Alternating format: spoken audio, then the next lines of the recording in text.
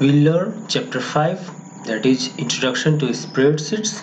Students, हम सबसे पहले समझेंगे spreadsheets है क्या. Before the use of the computer, big and complex calculations were done on a big sheet of paper that needed to be spread on a tabletop. Thus they got the name spreadsheets.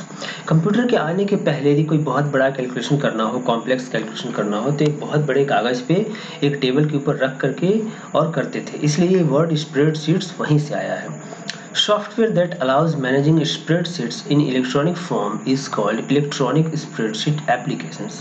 कोई भी ऐसा software जिसमें कि हम spreadsheets को electronically manage कर सकते हैं, रख सकते हैं उसके डेटा को, तो उसे हम बोलेंगे इलेक्ट्रॉनिक स्प्रेडशीट एप्लीकेशन. जैसे Microsoft Excel, Google Sheets, Apple Numbers, Lotus 1 2 3 and Open Office Calc. We shall use Excel to learn about electronic spreadsheets. हम लोग क्या करेंगे, एक्सेल में इलेक्ट्रॉनिक स्प्रेडशीट्स के बारे में सब कुछ सीखेंगे. सबसे पहले है स्टार्टिंग एमएस एक्सेल. अब हम सीखेंगे कि हम एमएस एक्सेल कैसे स्टार्ट कर सकते हैं. सबसे पहले आप स्टार्ट मेन्यू में जाएंगे और यहाँ पे आप देखिए अल्फ़ाबेटिकली सभी अरेंज किए हुए हैं. यहाँ पे किसी एक पे क्लिक करेंगे या ऐसे स्क्रॉल डाउन करके ई से एक्सेल होता है, यहाँ पे भी एक्सेल पे क्लिक करके खोल सकते हैं. नहीं तो आप डायरेक्टली यहाँ सर्च बॉक्स में टाइप करेंगे एक्सेल EXCEL और आप यहाँ पर भी एक्सेल को ओपन कर सकते हैं. ये दोनों ही तरीके से आप ओपन कर सकते हैं. और जैसे ही आपका एक्सेल ओपन हो जाता है उसके बाद फिर आप उसमें कुछ कंपोनेंट्स के बारे में हम जानेंगे और सीखेंगे. देखिए हमने एक्सेल ओपन कर लिया है स्टूडेंट्स. इसमें अब जो सबसे जरूरी चीज है वो है components of MS Excel window, जिसके बारे में कि हमें समझना है और ईच एंड एवरी कंपोनेंट के बारे में ध्यान से समझना है स्टूडेंट्स. और आपका ये पेज नंबर 53 और 54 में है, जिसको आप अच्छे से पढ़ लेंगे और उसे नोट भी कर लेंगे अपने पास. सबसे पहले देखिए क्या है क्विक एक्सेस टूल बार. ये क्विक एक्सेस टूल बार कहाँ पे है, आप जरा इसे देखेंगे. ये सबसे ऊपर में यहाँ पे दिख रहा है सेव का बटन दिखा रहा है और ये अंडू और रीडू का ऑप्शन है. इसे हम बोलते हैं क्विक एक्सेस टूल बार. यहाँ पे कोई भी काम हम बहुत जल्दी से कर सकते हैं. जैसे हमने यहाँ पे कुछ भी लिखा तो ये सभी एक्टिव हो जाएंगे, अंडू और रीडू. EXCEL हमने एक्सेल जैसे ही लिखा, देखिए यहाँ पे ये अंडू का बटन ऑप्शन हाईलाइटेड हो गया. इस तरह से हम कर सकते हैं. इसके बाद स्टूडेंट्स हमारा टाइटल बार. टाइटल बार क्या है, ये वर्कबुक का नेम दिखाता है. जैसे बाय डिफॉल्ट यहाँ बुक 1 दिखा रहा है ना, तो ये टाइटल बार है. यदि हमने इस एक्सेल को सेव किया तो सेव करने के बाद जो भी यहाँ पे नेम देंगे बुक 1 के जगह पे वो डिस्प्ले करेगा और उसके बाद एक्सेल दिखाई देगा. तो ये होता है टाइटल बार. देखिए ये टाइटल बार, ये क्विक एक्सेस टूल बार. इसके बाद है रिबन. रिबन क्या है, इट कंटेन्स 2 पार्ट्स. इसमें क्या है आपके टैब्स हो जाते हैं, सभी टैब्स और हर एक टैब्स के जुड़ा हुआ जो है उसका रिबन हो गया. तो रिबन में क्या है दोनों ही पार्ट्स होते हैं, टैब्स है और टैब से जुड़ा हुआ उसका ग्रुप बहुत सारा. जैसे होम में देखिए फॉन्ट ग्रुप है, अलाइनमेंट ग्रुप, नंबर्स, स्टाइल्स. ऐसे इंसर्ट में गया तो ये सभी चेंज हो जाते हैं. तो ये सभी जो है ये कंप्लीट यहाँ से यहाँ तक ये रिबन कहलाता है. इसके बाद स्टूडेंट्स हमारा सेल नेम बॉक्स. आप देखिए यहाँ पर ये एक्सेल मैंने अभी यहाँ पे सी है, ABC, इसे हम बोलते हैं कॉलम, और ये रो. तो कॉलम को डिनोट करते हैं ABCD ऐसे करके और रो को डिनोट करते हैं 1 2 3. तो ये C है और ये इधर का 9 है, 9th रो और C कॉलम. तो यहाँ पे देखिए C9, इसको बोलते हैं नेम बॉक्स. देखिए यहाँ पे नेम बॉक्स दिख रहा है, इसे हम बोलते हैं नेम बॉक्स. ये सेल का नेम बॉक्स है. Each and every cell has a specific name that is called name box. और नेम बॉक्स में हमें उस सेल का नेम दिखता है. अब इसके बाद है एक्टिव सेल. देखिए आपको यहाँ पर ये सभी ऐसे ऑप्शंस दिख रहे हैं कि ऐसे सेल है, आपको ऐसा लग रहा है यहाँ पे कि रोज एंड कॉलम्स हैं और बीच बीच में एक सेल दिख रहा है. पर इसमें एक्टिव सेल कौन सा है, एक्टिव सेल वो होता है जो हाईलाइटेड रहता है. जैसे मैंने जहाँ पे क्लिक कर देंगे तो इसके चारों तरफ बॉर्डर बन गया और यहाँ पे एक डॉट आ गया इस पर, तो ये एक्टिव सेल हो गया. एक्टिव सेल होने का मतलब क्या है, हमने कभी भी कुछ भी लिखेंगे तो वो एक्टिव सेल में ही हम लिख पाएंगे, इसलिए उसे हम बोलते हैं एक्टिव सेल. और ये हाईलाइटेड रह जाता है और जो भी एक्टिव सेल रहता है नेम बॉक्स में उसका नेम दिखाता है. अभी यदि हमने यहाँ पे लिखते हैं MS एक्सेल, तो देखिए ये एक्टिव सेल में ही नोट करता है. आप चाहे यहाँ पे लिखने के लिए तो यहाँ पे लिखने के लिए आपको वहां पे क्लिक करना पड़ेगा. या फिर आपने मान लीजिए यहाँ पे आपने क्लिक किया है और इस एक्टिव सेल में लिखने के लिए तो आप यहाँ फॉर्मूला बार में भी जाके लिख सकते हैं। फॉर्मूला बार में भी हम लिखेंगे तो वो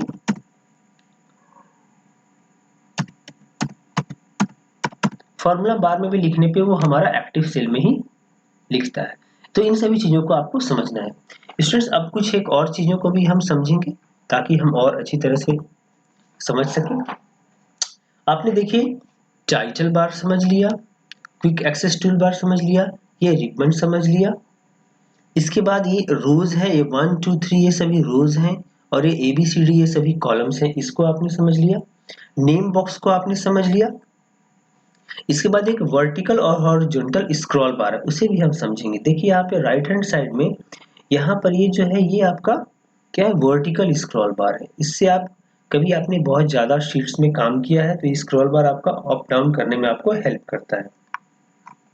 इसके बाद आपका हॉरिजॉन्टल स्क्रॉल बार, देखिए यहाँ पे हॉरिजॉन्टल स्क्रॉल बार है, इससे आप शिफ्ट कर सकते हैं लेफ्ट राइट।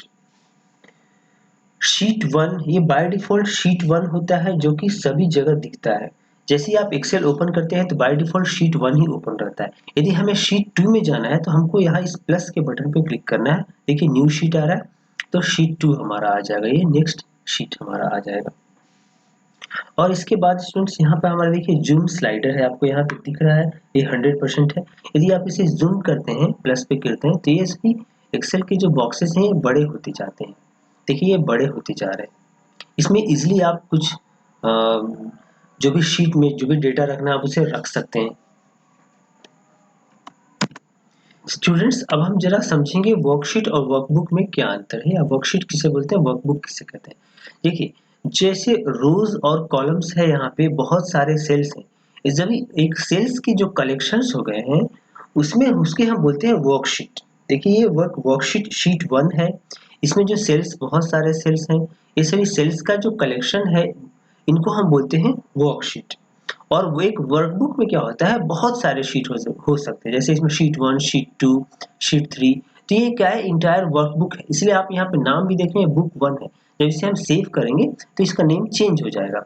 ठीक है, तो ये हम एक वर्कबुक हो गया। वर्कबुक में बहुत सारे शीट्स हो सकते हैं। और एक शीट में क्या होता है, एक शीट में आपका number of rose and columns, बहुत सारे सेल्स का जो कलेक्शन है उसे हम वर्कशीट कहते हैं। स्टूडेंट्स अब हम सीखेंगे किसी भी सेल को कैसे सिलेक्ट करते हैं और कैसे डीसिलेक्ट करते हैं। जैसे मान लीजिए हमने इतने सारे सेल को सिलेक्ट कर लिया है, ठीक है, और हमने कुछ लिख रहे हैं। जैसे कि हमने मान लिए लिखा गेम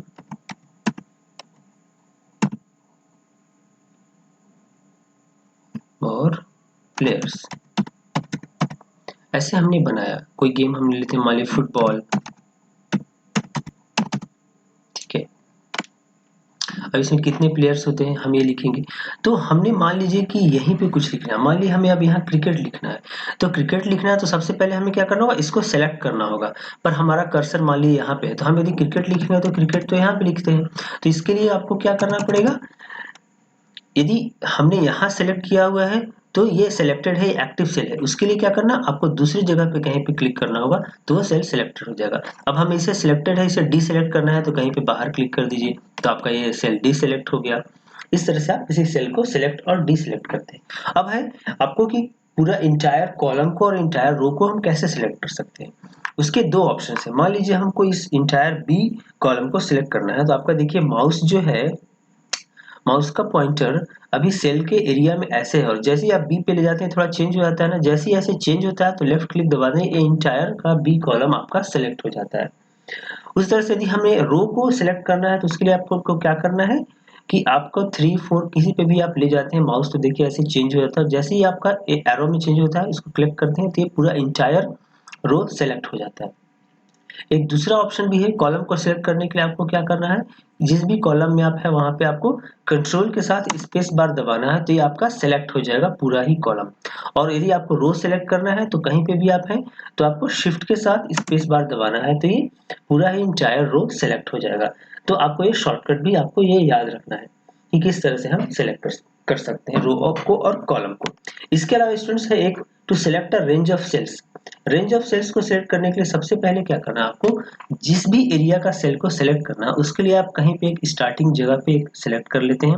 उसके बाद लेफ्ट क्लिक दबाते हैं और लेफ्ट क्लिक दबाए दबाए जितना भी एरिया में हम जाते हैं उतना एरिया को हम ऐसे सिलेक्ट कर लेते हैं। तो ये देखिए आपका हमने क्या किया, माउस को यहाँ से यहाँ तक लाया तो ये पूरा ही एरिया हमने सेलेक्ट कर लिया।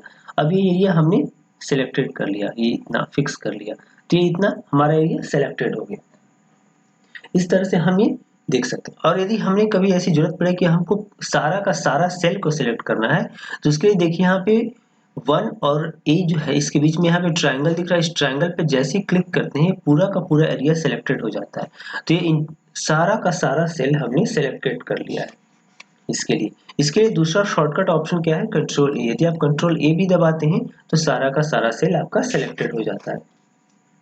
इसके बाद हम सीखेंगे एंटरिंग डेटा। किसी भी सेल में हम कैसे डेटा को एंटर कर सकते हैं, कैसे हम कोई भी डेटा रख सकते हैं। तो जैसे आपको मैंने पहले भी बताया है, जिस भी सेल में आपको डेटा को लिखना है उस सेल पे आप पहले क्लिक करेंगे और क्लिक करने के बाद आप उस एक्टिव सेल में टाइप करना शुरू करेंगे या कुछ लिखना शुरू करेंगे। तो आप लिख सकते हैं, देखिए वर्ल्ड रैंकिंग हमने लिखे, ये वर्ल्ड रैंकिंग हम लिख सकते हैं।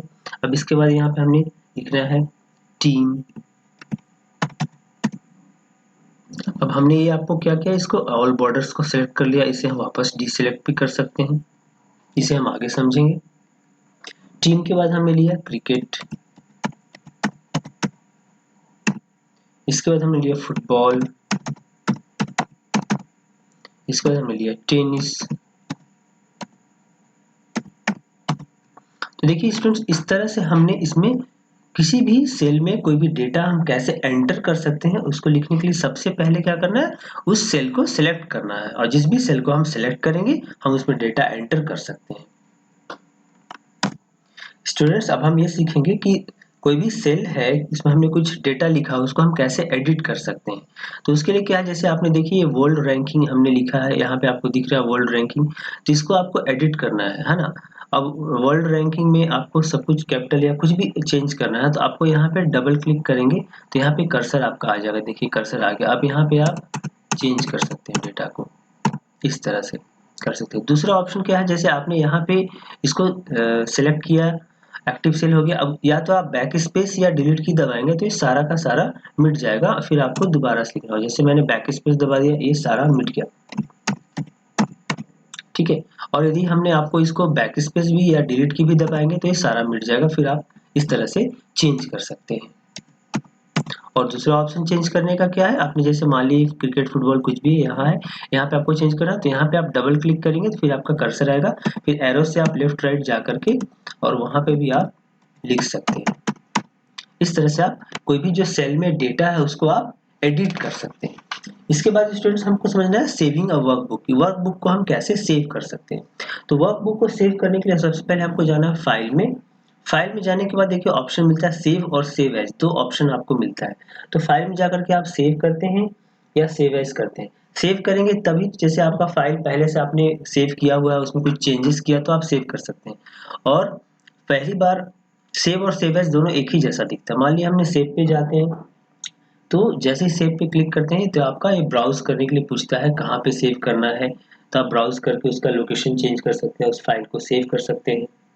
और काम करने के दरमियान यदि आपने आपको सेव करना हुआ है तो आप कंट्रोल एस दबा सकते हैं, इस बटन को भी क्लिक करके सेव कर सकते हैं फाइल को। क्लोजिंग ए वर्कबुक, अब वर्कबुक को आपको क्लोज करना है तो फाइल में भी जाकर के आप क्लोज कर सकते हैं यहाँ पे, यानी तो आप डायरेक्टली यहाँ पे इस क्लोज बटन से भी क्लोज कर सकते हैं। ओपनिंग अ वर्कबुक, यदि हमें किसी कोई और वर्कबुक ओपन करना है तो उसे हम कैसे ओपन कर सकते हैं, फाइल में आप जाएंगे और यहाँ पे ओपन देखिए आएगा, तो ओपन जैसे ही क्लिक करेंगे तो आपको बहुत सारे पहले का वर्कबुक दिखेगा। जैसे ये सब पहले का वर्कबुक है, इसको आप यहाँ से ओपन कर सकते हैं। इसके बाद students adding a new worksheet, आपको मैंने इसके पहले बताया कि वर्कशीट हम कैसे ऐड कर सकते हैं। इस प्लस वाले बटन पे दबा करके आप नया वर्कशीट ऐड कर सकते हैं।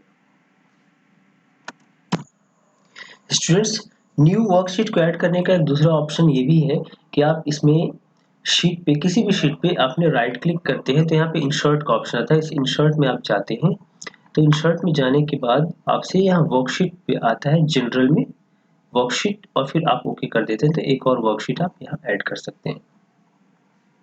तो आपने देखिए, आपने इस तरह से आप वर्कशीट ऐड कर सकते हैं। अब क्या आपको वर्कशीट को रीनेम करना है, मान लीजिए जैसे ये वर्कशीट शीट 1 है, तो शीट 1 को हमें रीनेम करना है। तो रीनेम करने के लिए सबसे पहले क्या करते हैं, जो वर्कशीट है शीट 1 या जो भी वर्कशीट है उस पर राइट क्लिक करते हैं। यहाँ पे देखिए आपको रीनेम का ऑप्शन आता है। रीनेम करने के बाद आप वहाँ पे जा करके खुद से नेम टाइप कर सकते हैं, आपका ये रीनेम हो जाता है।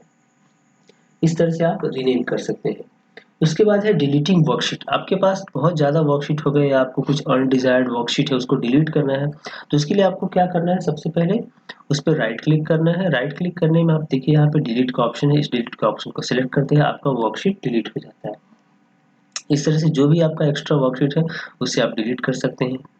और न्यू वर्कशीट आपको लाना है तो आपको पता ही है, इस जो भी शीट 1 है उसके बगल में जिस प्लस के आइकन है इस पर क्लिक करना है, तो आपका न्यू शीट आपके पास आ जाता है। तो स्टूडेंट्स, इस तरह से हमने एक्सेल की बहुत ही प्राइमरी चीज़ों को सीखा है, जिसको कि आप ध्यान रखेंगे और आप इस चैप्टर 5 को एक बार खुद से ज़रूर पढ़ेंगे। इसके बाद हम इस चैप्टर से जुड़ी हुई कुछ और भी बातें नेक्स्ट चैप्टर में है जो कि बहुत ही इंटरेस्टिंग है, उसे आप करेंगे। So that's all for today. Thank you.